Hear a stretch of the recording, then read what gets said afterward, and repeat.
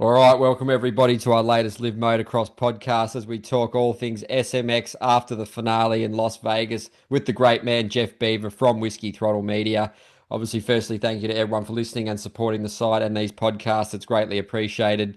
We'd also like to thank our sponsors in Fly Racing, Firepower, Dirt Store, and Fuchs Silkaline for all their incredible support, as without them, none of this be possible. All right, welcome, Jeff. How's life? And thanks for joining us after Vegas, mate. Absolutely wild night of racing. It was all happening there, mate. So how was it from your perspective?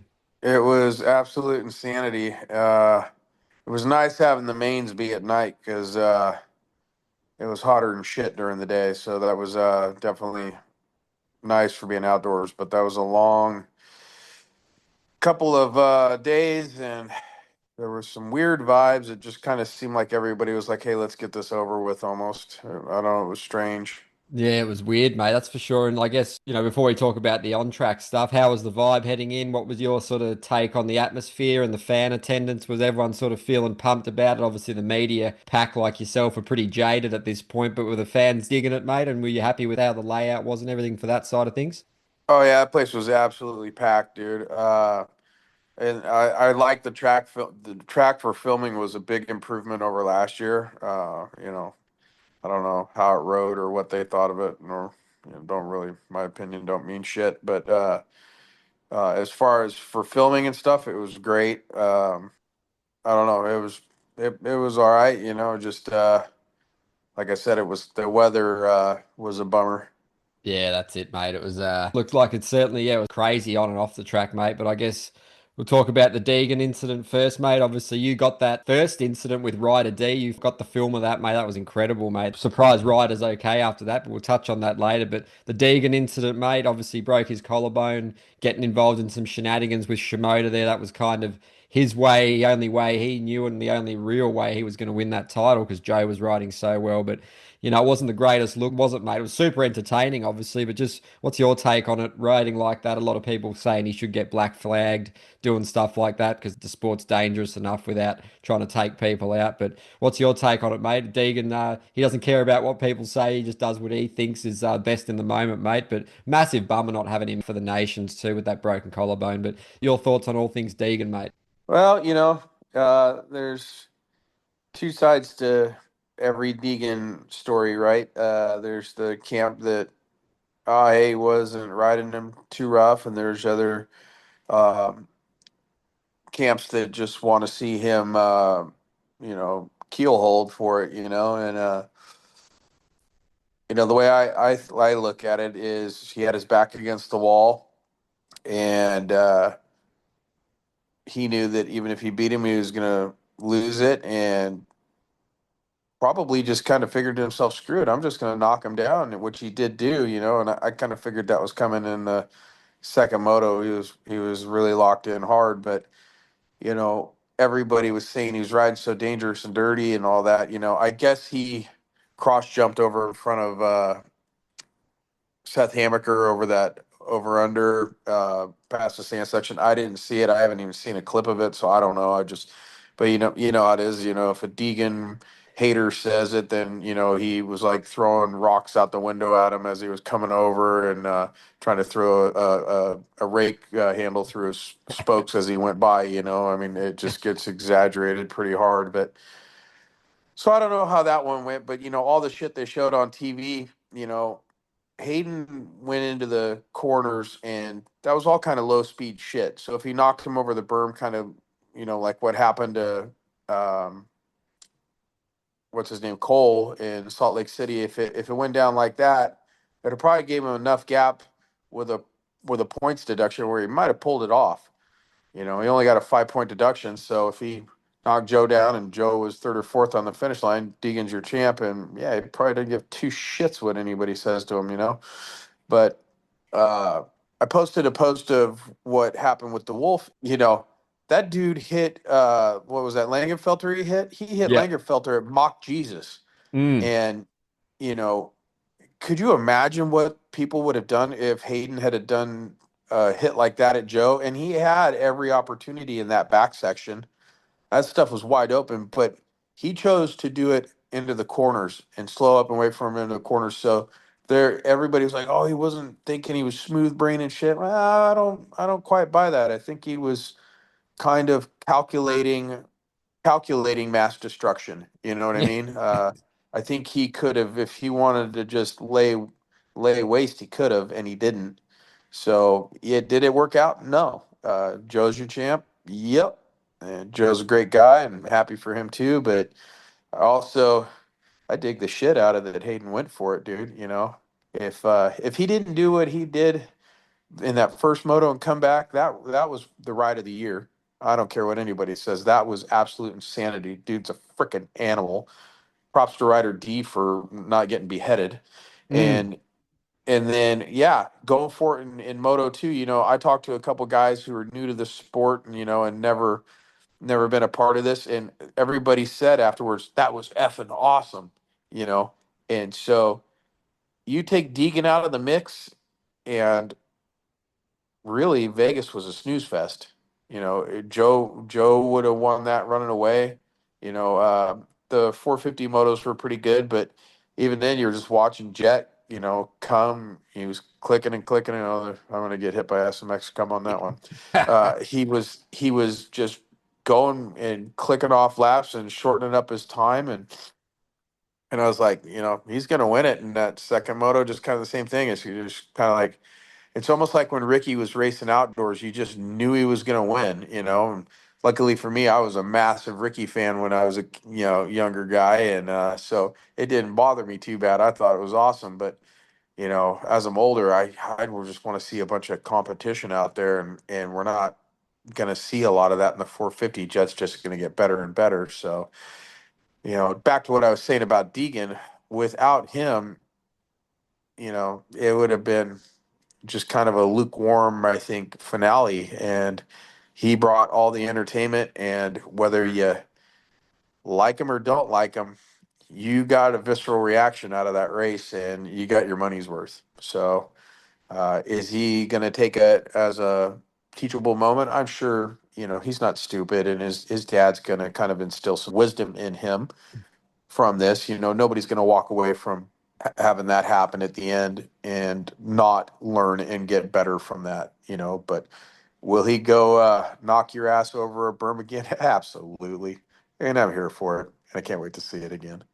Yeah, he's absolutely box office Deegan, and I suppose a lot of respect must go to Shimoda as well for managing that much pressure, mate, because he was certainly giving it to him. And like racing, you sort of wouldn't know where it's coming from in many ways. You'd be able to hear him because he's always revving, but it must have been pretty stressful for Joe, and he got through it so well, and his riding, like it has been lately, it's just been immense, mate. So awesome for him, the Honda team, Ben Griffith, all those mechanics, mate, and the technical crew. And the fans really dig Joe as well, don't they? Deegan and Joe, they're big fans of, and fitness machine Shimoda as well, working with Joe Cancellieri, clearly putting in the work. And Shimoda had a little bit of Fennec to deal with too, because obviously he sort of put up a bit of a fight, made it a little bit tough for him. But yeah, just your words on Joe, mate. Really cool way to end the season for him. And then Nations on a 450 is pretty awesome too.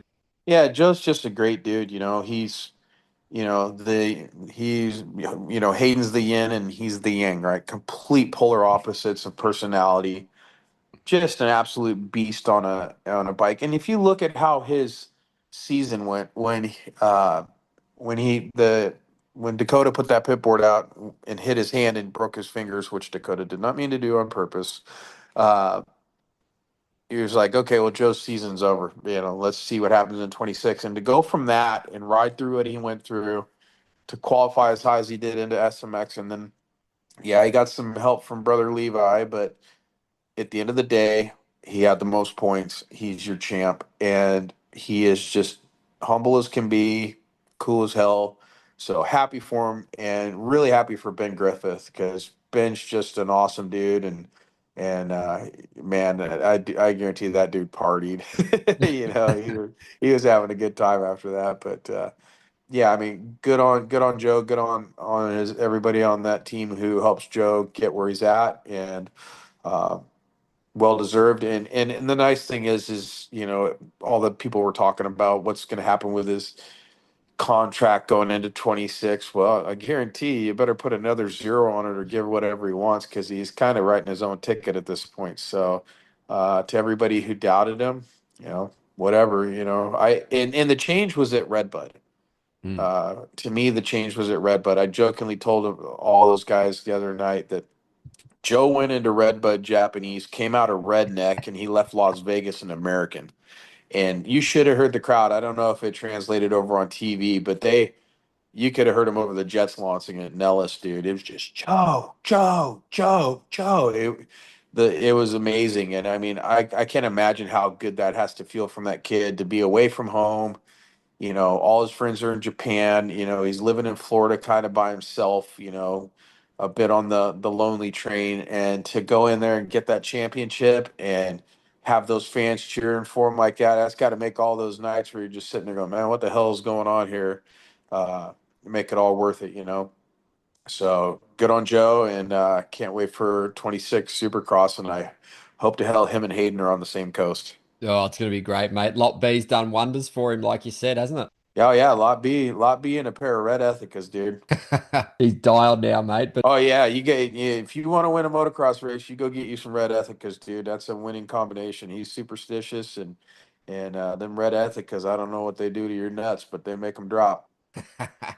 nah, Joe's a legend, and yeah, great achievement for him to cap it off with that title. And a few words on Hammaker too, mate. Looks like he's booked in for surgery now, so he'll be off the bike for a little while. But after getting that Supercross title ripped away, it almost looked like he could be the beneficiary of the drama happening ahead of him, mate. But wasn't to be. But still a really great season. He got through it, mate. He's had his adversity. He's had plenty of highs, plenty of lows. He's been battling injury most of it, so respect to him for toughing it out. But got a nice payday there as well, Seth, which is really good to see. And he's a definite contender for titles next year, mate. So some words on him, mate. You probably don't see him as much now. He's moved out to the dog pound in Florida there, but he's a good bud of yours, and he's a top bloke, isn't he? Oh yeah, I put him right up there as far as character goes. I don't know anybody can hold a candle to him as far as his character and his professionalism. The guy's just solid as can be, and yeah, he didn't get the win, but getting that second overall in SMX and that $250,000 bonus that had to definitely soothe some of those feelings from Supercross. He had a great year, had some wins, a lot of podiums. That big fat bonus check. The boy made some money this year, and he's not dumb. He drives himself a little Toyota pickup truck. He's not getting all flashy and fancy. So that definitely helped set him up for later in life and career. So really, really happy because that's what you need to have happen when you're racing when you're still young and don't know where your career is going to go, to get a big chunk of change like that to kind of set you up for later in life. That was a huge night for Seth, and it couldn't happen to a better guy. And the smile on his face was amazing. His mechanic Jacob Swisher, stoked for him. His first year with Seth, and I've got kind of a soft spot for Jacob. He came out of the refractory world, which is what I do in the refineries and gold mines. So, I call him Hand. People kind of look at me funny when they say, "What's up, Hand?" Well, in the refinery, the hands do all the work, right? That's a badge of honor, right? What's up, Hand?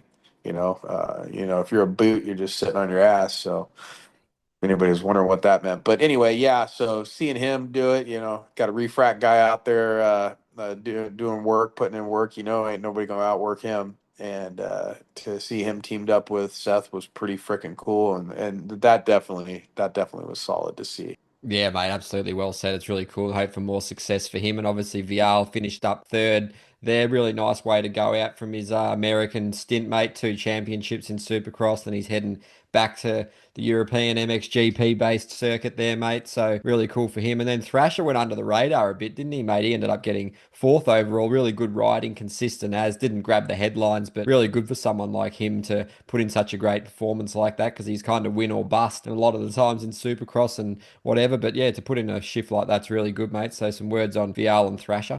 Yeah, Vial kind of bummed the dude's leaving, and it didn't work out for him because he's just such a dark horse. He could just go in there and come out of nowhere and win it like he did at St. Louis, and it's going to suck to lose a guy at his caliber um, on the line, flat out. He's an amazing rider, really, really good guy. Obviously, clean cut, doesn't, he's not going to be going out and doing blowing, banging hookers or anything like that on Saturday night, so he's a good role model for kids. And and all that shit. But yeah, it just sucks that he's leaving and going back.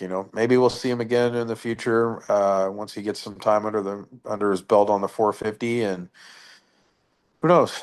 But yeah, just a bummer. I don't like seeing those guys leave and go back. Yeah, absolutely, mate. It's yeah, he'll be missed, and he's massive talent, and yeah, great for the series in many ways with the international flavour too. And just on the night as well, mate. Obviously, Ty Masterpool finished his pro circuit stint pretty strong there, mate. Fifth overall, and then you'd go down Smith, Marchbanks, Turner getting eight, Deegan, and then Dylan Schwartz, mate, fifth in that second moto. What an impressive effort! Sort of not get the credit it deserves because of everything else going on, but they're doing some good stuff. Those Bar X Yamaha blokes, aren't they? Yeah, where did Dylan end up in the second moto? He ended up getting fifth, 18.5 for 10th overall. So crazy. And where did he end up in the championship? He ended up in the championship 11th. So that's some good That's payday. not bad. He probably got 50, 60,000 bucks, something like that. That first moto start, him and Parker, somehow there were five guys or four guys in between them, and they ended up on the ground together. And I'm going, you dipshits, how the hell did that happen? Just god damn, and then he I know Dylan got into it on completely on accident with Drew Adams. I don't know exactly what happened. I haven't seen the footage, but I know that he uh, he got into an incident with Drew, and Drew went down and didn't finish the moto. And I was standing with Dylan when Drew came out for Moto 2, and Dylan went up and was just a straight man about it and goes, "Hey, man, I'm sorry. I didn't mean to do that, blah, blah, blah." Drew wasn't in the best mood about it, but he just kind of said, "Yeah, hey, whatever." It didn't blow him off, but it was just kind of like not wanting to take him out to dinner and go hang out with him and have a beer. But Dylan apologized. He was solid about it. So hopefully there's no hard feelings there between them boys. But yeah, stoked for the Bar X boys. Yeah, mate. And obviously, as you go down the list, Cullen Park getting 11th overall, 8th in the second moto. Parker Ross going 14.10 for 13th overall. So, some pretty good results in there, mate, with those dudes that'll really be looking to cement themselves as, Parker Ross has been doing it all year, hasn't he, mate? Like, he's pretty close to like the next guy for a factory seat, you'd think, wouldn't it, mate? And he'll be having a big off season and come out swinging in Supercross, you'd imagine, to really put his name in the headlines again. Yeah, I think really him and Dylan, if they have a solid year next year, it's going to be something that moves them up the ladder. They've got a pretty good trajectory going, and the program that Myron has going on is damn solid. So uh, the AEO team, they've got some good things going on. I can't say what it is, but they're definitely taking a notch up, and some of the other teams like Tedder, they're adding to their program and increasing and going to take it to the next level. So 26 is going to be pretty sick for some of those satellite teams that are really doing good now. Well, they're really going to step their game up next year. So a lot of cool stuff. Oh, I look forward to seeing it, mate. They really sort of move the needle in terms of the quality in the series because those guys are no joke. They're just absolutely great setups, and the riders they have are elite too. So look forward to more of that, mate. And on to the 450s. Jet Well, Lawrence, hold on mate. real quick on Masterpool. Yes. I don't know what that dude's going to do because he sat out so long, but then he rode SMX really well.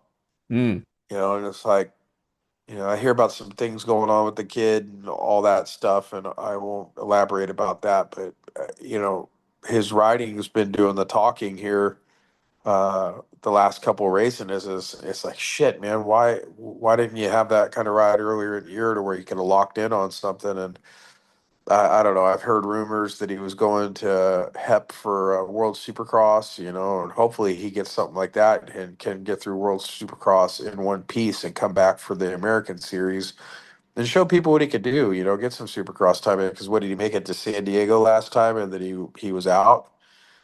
So just a really really nice kid. I kind of feel for him. It's like, bro, just keep it together for one season. Let's see what you got. So I wish that kid the best. I really hope he finds a solid ride, and if not, if he goes privateer, put him on a 450 Cowie and let him hurt some feelings.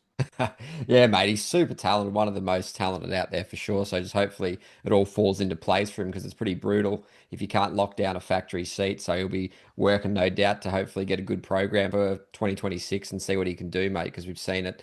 He can do some serious damage either class. So yeah, mate, look forward to that. And then obviously onto the 450s, mate. Jet Lawrence, another epic effort, deserving winner. That's three SMXs in a row, mate. So he had all the speed. Looked like he mightn't get the job done, but he picked it up at the end, and you can sort of see pretty incredible. Like you see it standing trackside, must have been pretty amazed seeing him put the hammer down and bring that insane speed to get it done. But pretty sad in a way for him because him and the family, it's a bit emotional taking that title away from Hunter, and you could tell there was a bit sort of a somber feeling around it, wasn't it, mate? Not really a typical title celebration at all. Pretty sort of downbeat vibe almost, mate. But yeah, he was on rails and just making up time everywhere. So just your take on another great night for Jet and all those mechanics and the crew and Hunter as well. It's been a successful season again. Yeah, I've never seen him really celebrate hard underneath the tent, when it comes to Jet and Hunter, because, Jet doesn't want to, you know, throw down hardcore with his brother right there,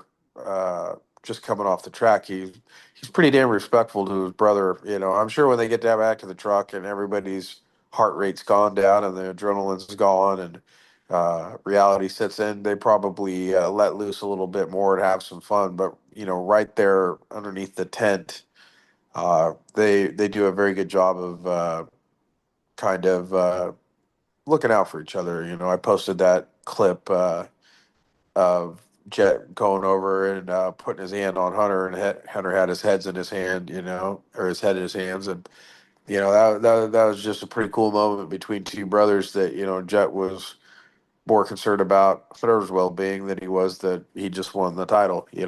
I thought that was pretty damn cool. Whether they want us to see that shit or not, whatever. But I don't have a problem with filming that and putting that up. I think that shows who they are as people, and it's a good look. Yeah, well said, mate. Some of that content you capture is really excellent. The fans love seeing it. And yeah, sort of touch on that human side as well, mate. And yeah, Hunter, he was unwell, so very valiant effort. Obviously, massive bummer not getting it done. But yeah, he's riding so brilliantly all season and, had the injury and he's come back, so well since then, mate. And he's cemented himself as pretty much the second best guy, regularly ahead of Tomac. And he just keeps going from strength to strength. So I guess tough to take losing, but he'll reload again for next year and Motocross the Nations, and you'll catch up with him again and the crew at Paris Supercross. And it's a great framework down there, great crew down there, aren't they, mate? So yeah, just a really good vibe, like a family, isn't it? So you get to see it week in and week out, mate. But yeah, Hunter will be pretty hungry for some titles next year, won't he? Yeah, I mean, hopefully he is. Uh, I can't imagine what it's like for him. But like I told Blair last night on his podcast, that $500,000 box of Kleenex really soothes a bunch of them tears coming out of your eyeballs. Don't feel too bad for him. Yeah, mate. Yeah, he'll be right with that. But yeah, he's a sort of fierce competitor, mate. And he'll come out swinging. And just like Tomac as well, mate. He was impressive, just not quite what it had for the Lawrence brothers, but he was awesome on that track. Any SMX track, he's so fast and he does some really cool stuff. And he's like you would have seen him, mate, hauling some of those sections. And he'll interesting to see what he does next year on the KTM, mate. He's going to be doing some WSX. He's going to be doing Motocross of Nations, flying the flag for the nation there, mate. He pretty imperative he gets a great performance in. But yeah, that switch to KTM alongside AP, there could be some pretty cool content for next year as well, mate. But it's always great. Just enjoy Tomac while he's at the races still, because he won't be around forever, will he? No, and I forget who interviewed him the other. It was Dirt Shark. Had a conversation with him, and Eli's like, "Man, I'm still up front, and I still think I can win, dude. I'm good. I'm coming back." So that was good to hear. Having Eli back will be nice. Chase, he better quit playing the lawn dart Olympics if he's gonna have some longevity. I mean, sheesh, that guy's had a rough one. Oh, that was rough, mate. Huge hit. I don't know how he's sort of relatively okay after that one. Been an up and down year for him for sure, mate. He's clearly not overly happy with the bike. I guess fingers crossed for him that the adaptation to that Kawasaki is smooth because it could be another rough ride. But certainly been an eventful couple of years with KTM, and he'll be looking to sort of move on. I don't think he's going to be doing the nation. Looks like Justin Cooper and RJ Hampshire, who, Hampshire's both had excellent seasons, those two. So, and Hampshire especially just love the attitude, he never gives in. He's a real fighter, real inspirational Did bloke. So, Justin say he's doing it? I think he said that he's happy to do it. Looks like RJ wants to do it on a 450 and Cooper might be dropping down to the 250. So that's what we're looking at this point. Dude, I'm sorry, but that's still a solid team. Oh, it's excellent. What A do you solid think, team. mate? Still a title winning team. Those guys know that track. They've already got an advantage over it. They've been racing, they've got they've been doing SMX, but the motocross wasn't that far removed. So it's not as though the GP guys will have a serious advantage. The home fans, the home track, it's going to be pretty epic. I reckon they could still get the job done, mate. And obviously, Australia is going to be tough to beat, the likes of France and Netherlands. But with a lot of heavy hitters out, we've mentioned, Hurlings won't be there as well. So. Yeah, they could quite easily get the job done, couldn't they? It should be exciting. I think the nation's just got a hell of a lot more interesting. But what if there's a plot twist, and what if Haiden went and got a shoulder surgery today, and nobody knows about it? What if he decided to plate it and take some triactin and get out there and get it done? How savage would that be? And how Oh, it much would crow be. would all the haters that talk shit on him eat? I don't know if he's gonna, but it'd be pretty badass if he did, to go out there and just lay wood to some people with some fresh plate in his shoulder and a little bit of a chip on his shoulder. I think that'd be badass. But yeah, I think that's a pipe dream, but I wouldn't put it beyond him either. Yeah, it would have been awesome to see him race DeWolf and those kind of dudes, and to have the sort of loss of star power with no Deegan and Sexton and no Prado, no Hurlings, no Vial. We want all the stars out there as possible, mate, but we might have to wait till next year for that one. But yeah, just your sort of final thoughts on SMX as well, mate. Anything you'd like to touch on from the weekend and just what you think of the series as a whole 3 years in? It's really cool. You got some epic content. You've sort of seen it grow and develop and shift. And I guess you've probably got some pretty good ideas of your own of how to elevate it, mate. So just your take on anything there. I'd like to see him run Charlotte at night, bring in the trucks that they had at Vegas, so we could run that race at night. It just the vibe is higher for a night race. I pray that they bring it back to Charlotte, especially the fans who were there who didn't get to see that second moto. I'd like to see them get a good race in next year, but run them all at night. I think that's the compromise they need to do. Just one, it's cooler temperatures, and it's way more awesome to see dirt bikes riding around in the dark. I'd like to see night racing. I think St. Louis was an awesome round. I'd like to see that back.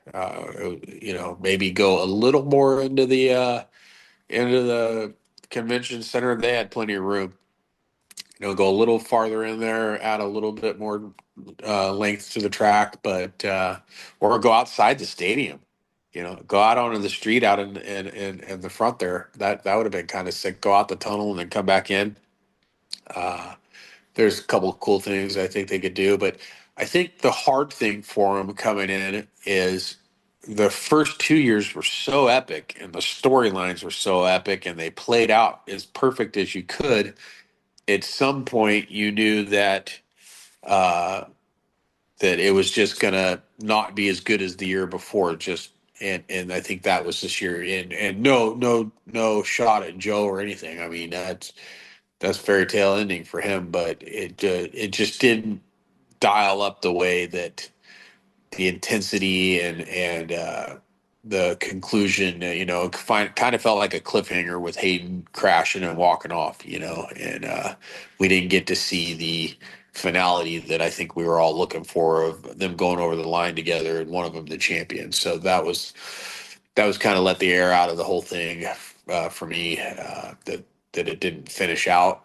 And the 450 race, I kind of was like, Jet's going to win it. Just watching him there towards the end, I was like, about 4 laps ago, I go, oh yeah, there he is. This is over. I'll go get the finish line and pack my stuff. So, bring the races to the nighttime and just let him run a little harder. Uh, it is a championship round, and maybe put the blinders on a little bit more and let them bang a little bit. Oh, it's good stuff, mate. Yeah, we look forward to seeing how it grows and progresses in the coming years. And before we wrap up, any final thoughts? What's on the cards for you and Whiskey Throttle in the coming weeks? We'll try and get some interviews with various people, keep this podcast going here and there in the off season, mate. But you got a busy time ahead of you for sure, mate. But how's it all looking for you and the Whiskey crew?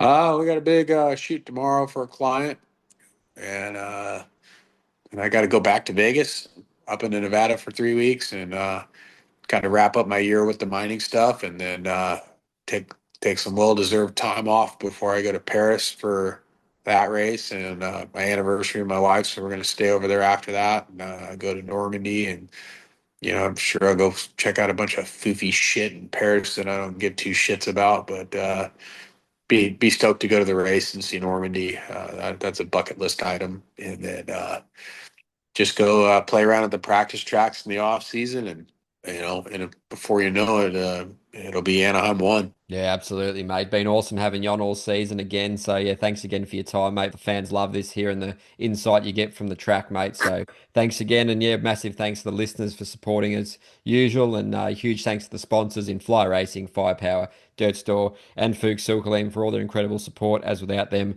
none of this would be possible. All right, thanks again, Jeff. Been another great episode, been another great season, mate. All the best, and we'll catch up soon. Yeah, thanks, man. I appreciate it, and I'm stoked on all the folks down there in Australia and over in England that are listening to this and hearing our take on it. I appreciate you guys giving us your time, and I know some of you guys have come over and checked out the Whiskey Throttle channel, so big shout out to all of y'all, and going to be even better in 26. Yeah, well said, mate. Absolutely. Have a good one, and we'll stay in touch. Yes, sir.